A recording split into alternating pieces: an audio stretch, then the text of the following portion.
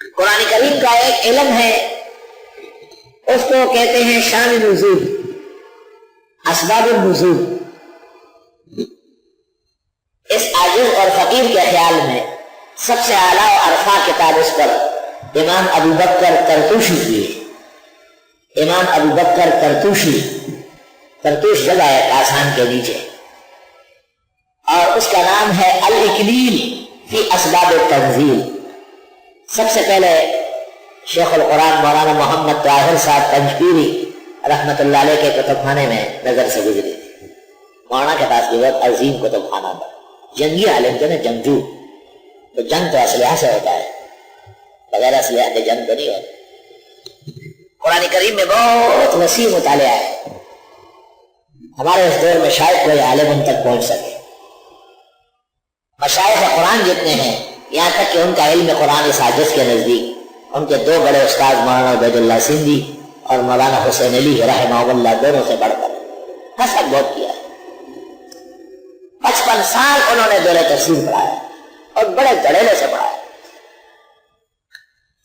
2 مہینے درس ہوتا تھا، پھر عید الفطر کے بعد چھوٹا دورہ کہتے ہیں، 10 دن دوبارہ پڑھاتے تھے۔ شیخ نے ایک کتاب لکھی، اس کا نام ہے نیل السائرین فی طبقات المفسرین۔ کون سا مفسر کس زمانے میں ہوا، قرن اول سے لے کر اپنے زمانے تک تمام اہم مہم تفاسیر کا ذکر کیا۔ بہت اچھی کتاب ہے مطالعہ میں۔ مولانا قاضی زاہد الحسینی اٹکی رحمت اللہ علیہ نے بھی ایک کتاب لکھی ہے طبقات المفسرین، اردو میں، بہت اچھی ہے وہ بھی۔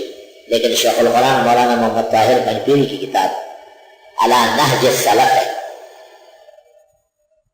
منہاج العلم والتفسیر کے مطابق نیل السائرین فی طبقات المفسرین۔ میرے پاس جلال الدین سیوطی کی طبقات بھی ہے، داودی کی طبقات بھی ہے، کئی لوگوں کی ہے، لیکن جامع ترین کتاب شیخ القرآن کی ہے نیل السائرین فی طبقات المفسرین۔ اختلافی مسائل جن میں بالخصوص توسل کا مسئلہ ہے کہ کیا بزرگان دین اولیاء اور انبیاء کے وسیلے سے دعا ہو سکتی یا نہیں، شیخ القرآن اس کو ناجائز سمجھتے تھے، اور جمہور امت اور اکابر دیوبند سب کے سب توسل کے قائل ہیں۔ شیخ نے اس میں ابن تیمیہ اور ابن قیم اور قاضی شوکانی کا ابتدا کیا ہے، جبکہ مولانا اشرف علی صاحب نے ایک رسالہ لکھا الوسیلہ فی الوسیلہ، اور ان بزرگوں سے سخت سلوک کیا ہے۔ اس کتاب کا نام ہے البصائر للمتوسل بالمقابر۔ یہ کتاب دبئی میں، شارجہ میں، ابو ظبی میں عام چھپی ہے۔ موجودہ زمانے کے جو وہابیہ، نجدیہ، سعودیہ ہے، ان کے مزاج کے مطابق البصائر للمتوسل بالمقابر۔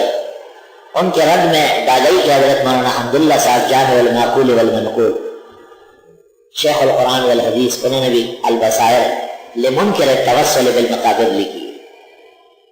یہ معلوماتی مسائل ہے، پریشان ہونے کی ضرورت نہیں۔ مولوی گوہر الرحمان جو بعد میں موجود ہی ہوتے اور مرے، مردان والے، جب شیخ القرآن کے شاگرد تھے اس وقت پشتو میں ایک کتاب لکھی ہے کتاب الوسیلہ، علمی کتاب ہے بہت۔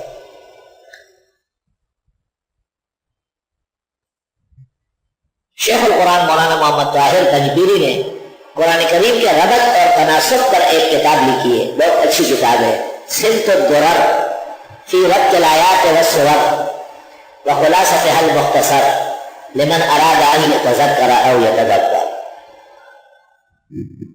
یہ کتاب شیخ نے سب سے زیادہ توجہ سے لکھی اور ان کا خاص مزاج ہے اس کتاب میں۔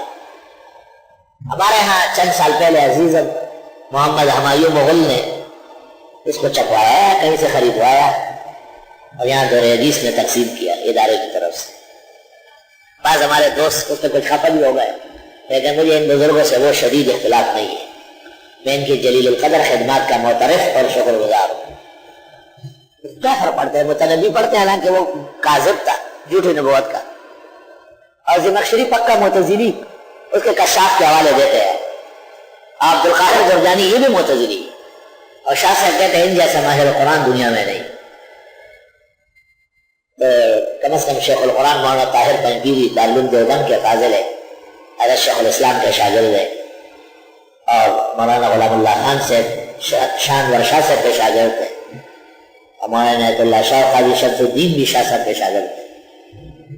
اختلافات زمانے میں ہو جاتے ہیں، گلہائے رنگا رنگ سے رونقی چمن، اے ذوق اس چمن کا ہے زیب اختلاف سے۔